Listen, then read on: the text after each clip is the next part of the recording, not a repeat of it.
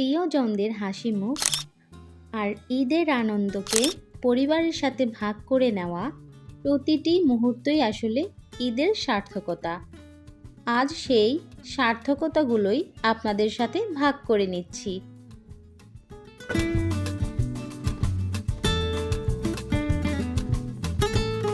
আসসালামু আলাইকুম ভিউয়ার্স, আপনারা কেমন আছেন? আলহামদুলিল্লাহ আমি ভালো আছি।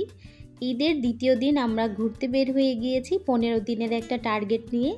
এই 15 দিনে আমরা পাকিস্তানের বেশ কিছু সুন্দর সুন্দর জায়গা ঘুরে দেখব। আজকে আমরা চলে আসলাম কাশ্মীরের নাথিয়া গলিতে। নাথিয়া গলি সত্যিই এক স্বর্গীয় জায়গা। কাশ্মীরের নাথিয়া গলির বাঁকে বাঁকে যে এত সৌন্দর্য লুকিয়ে আছে, এখানে না আসলে আমরা জানতেই পারতাম না। আমরা এখানকার এমন একটা রিসোর্টে উঠেছিলাম যেখান থেকে আকাশের মেঘটাকে খুব সুন্দরভাবে উপভোগ করা যায়।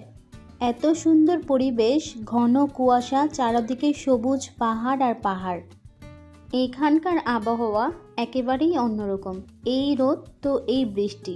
আমরা যখন এসেছিলাম তখন বৃষ্টির কোনো কথাই ছিল না, কিন্তু যখনই সন্ধ্যা হয়েছে প্রচণ্ড জোরে বৃষ্টি নামা শুরু করে দিল। সারা রাত বৃষ্টি। আমরা তো এক পর্যায়ে ভয় পেয়ে গিয়েছিলাম যে অনেক সময় দেখা যায় অতিরিক্ত বৃষ্টির কারণে পাহাড় কিন্তু ধসে পড়ে, সেক্ষেত্রে অনেক পর্যটক এখানে এসে আটকে যায়। আমরা চেয়েছিলাম দ্রুত এখান থেকে বের হয়ে যেতে, এই জন্য আমরা বেশি দেরি না করে এক রাতের মতো থেকেই পরের দিন আমরা ব্যাগপত্র গুছিয়ে সেখান থেকে রওনা দিয়ে দিলাম ইসলামাবাদের দিকে। এর মধ্যে আরও একটা কথা জানতে পারলাম যে পরশুদিন থেকে নাকি আমরা কোনোভাবেই পেট্রোল নিতে পারবো না। এদিকে আমরা করাচি থেকে প্রায় 14,000 কিলোমিটার দূরে আছি। যদি আমরা পেট্রোল না পাই তাহলে আমাদের জন্য অনেক বড় অসুবিধা হয়ে যাবে। আর এখন আমরা চলে যাব ইসলামাবাদ। যেহেতু পাকিস্তানের সিটি হচ্ছে ইসলামাবাদ, ইসলামাবাদ গেলে কোনো না কোনো একটা ব্যবস্থা আমরা করে নিতে পারবো।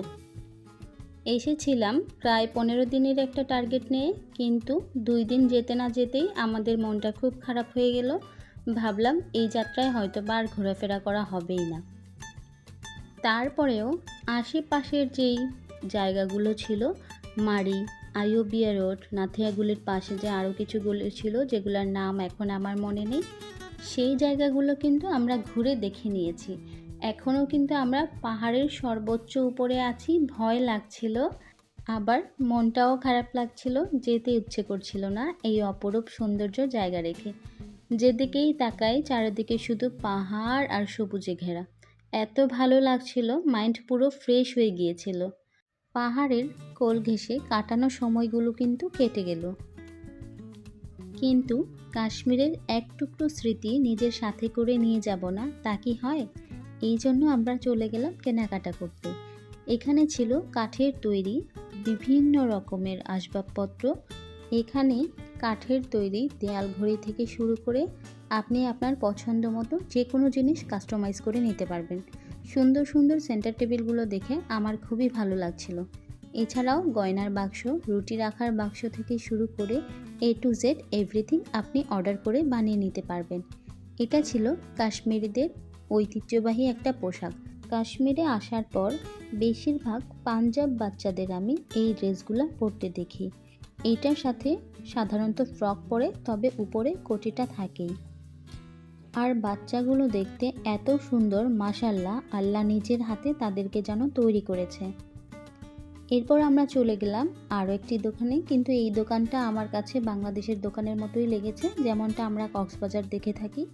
নর্মালি পুঁথি দিয়ে তৈরি করা কিছু কানের দুল আর গহনা ছিল এখানে। এখান থেকে আর কিছুই কেনা হলো না। ঘুরে দেখতে দেখতে চলে গেলাম অন্য একটি দোকানে। এখানেও কিছু বাচ্চাদের কাশ্মীরি ড্রেস দেখতে পেলাম। এই ড্রেসগুলো মূলত বাচ্চারাই পরে থাকে, আমি তেমন একটা বড়দের পরতে দেখিনি। পরবর্তীতে আরও একটি দোকানে চলে গেলাম। এই দোকানটাতেও প্রায় সেম, বাংলাদেশে যা যা কিছু পাওয়া যায় সব কিছু এখানে পাওয়া যায়, তবে এখানে দামটা একটু বেশি ছিল। আমার খুব একটা কোনো কিছুই পছন্দ হয়নি, তাই এই দোকান থেকে আমার কিছুই নেওয়া হয়নি। এরপর আমরা যেই দোকানে গেলাম সেই দোকানে আসার পর আমার কিছুটা ভালো লেগেছে, কারণ এখানে এন্টিকের অনেক প্রোডাক্ট ছিল।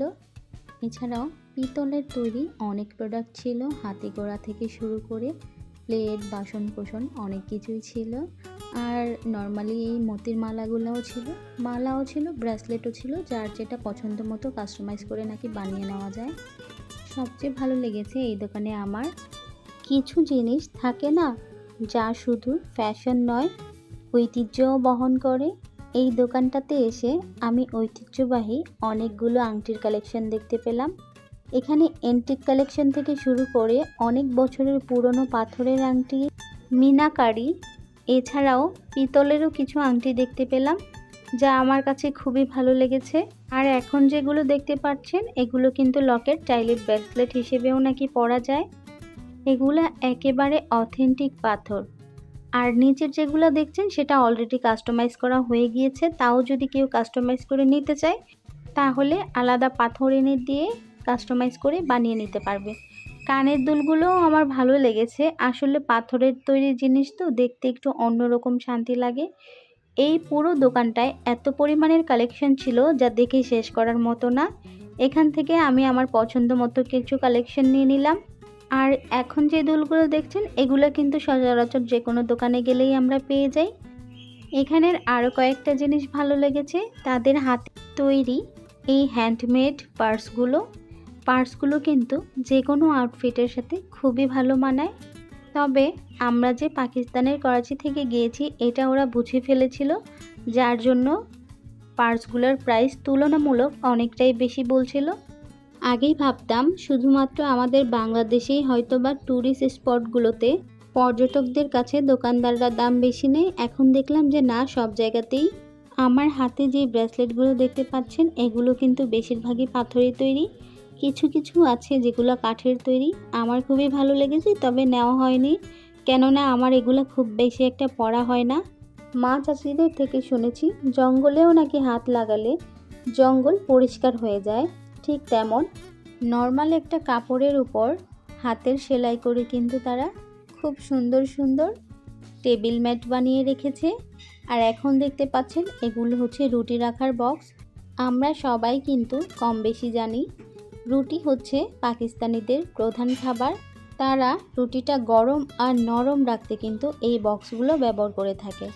বাচ্চাদের জন্য আমি ওই দোকানটা থেকে ছোট ছোট এই ব্রেসলেটগুলো নিয়ে নিয়েছিলাম। পাথরের ব্রেসলেটগুলো ওরা পছন্দ করছিল না। এরপরেই আমরা চলে আসলাম দুপুরের খাবার খেতে। প্রচণ্ড ক্ষুধা লেগেছিল। একে তো বৃষ্টির কারণে সকালে নাস্তাটাও ঠিক মতো করতে পারিনি। যাই হোক, দুপুরের খাবারটা আমরা আলহামদুলিল্লাহ সবাই তৃপ্তি সহকারে খেয়েছি। খাওয়ার পরেই আমরা আবার রওনা হয়ে যাব ইসলামাবাদের দিকে। এর আগে আশেপাশে যা পাবো চেষ্টা করব দেখে নেওয়ার। তবে সময় কারোর জন্য অপেক্ষা করে না। খাওয়া দাওয়া শেষ করে একটু বিশ্রাম নিয়ে বের হতে হতে দেখি সন্ধ্যা প্রায় হয়ে গিয়েছে। তো কি আর করা, আমরা ইসলামাবাদের দিকে রওনা হয়ে গেলাম।